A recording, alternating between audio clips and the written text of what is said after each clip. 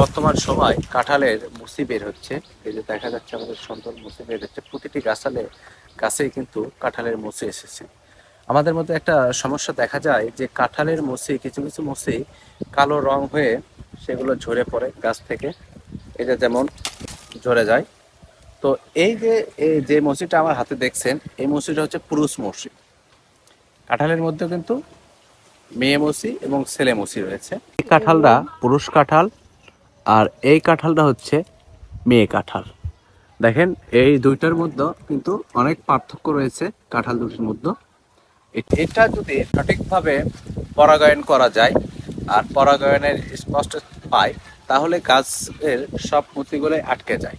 হয়তো পরাগায়নটা কিভাবে হয়, সাধারণত বাতাসের সাহায্যে পরাগায়ন হয়। আর যদি যে গাছের বেশি ঝরে যায়, সেটা যদি একটা পুরুষ কাঁঠাল নিয়ে যদি প্রত্যেকটা কাঁঠালের সাথে সস্পষ্ট করে পরাগায়ন করা যায়, তাহলে এই মুচিগুলো ঝরে পড়বে না।